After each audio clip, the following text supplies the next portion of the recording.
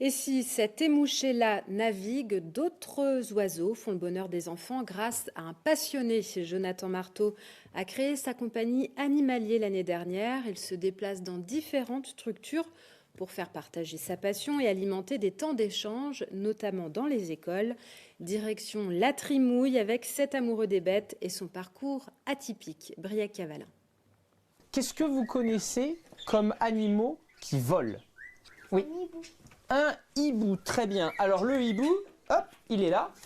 Des oiseaux aux insectes en passant par les écureuils et autres poissons volants, Jonathan s'efforce à initier les plus jeunes à la richesse de la biodiversité.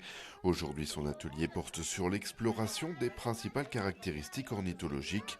Un temps d'activité périscolaire qui change des programmes habituels. C'est un vrai. C'est un vrai ou un faux? Un faux. Ah, t'es sûr? Non, vrai.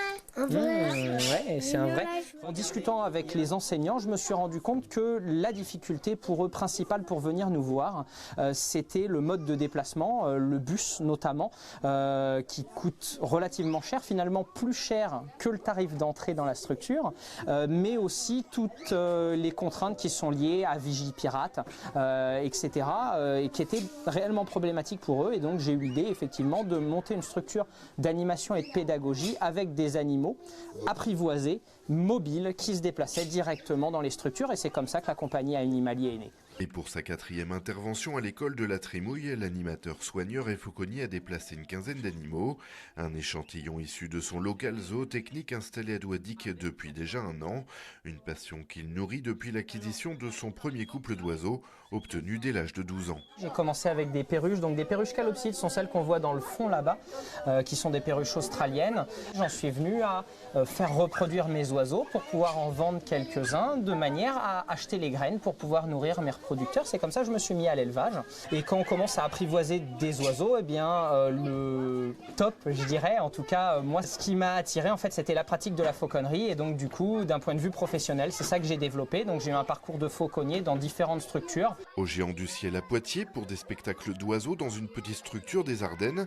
Une expérience qu'il met déjà à profit auprès d'une trentaine d'établissements désormais.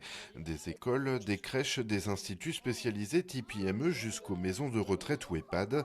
Des animations autour du sensoriel et du lien affectif qui, sans toucher à la zoothérapie, créent des moments de partage en direction du tout public. Notamment, je pense à des jeunes que j'ai au niveau de l'IME et notamment des troubles du spectre autistique, et avec des enfants qui, au travers de cette relation à l'animal-là, se sont vraiment ouverts. Et c'est vraiment des moments qui sont très forts et qui sont très très sympas.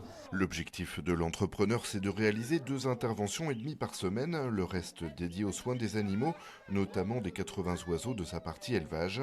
L'autre activité de la compagnie, c'est l'événementiel avec des animations sur les marchés, les fêtes médiévales et les mariages, avec des colombes spécifiquement entraînées pour rapporter les alliances lors de la cérémonie, une tendance qui prend peu à peu son envol.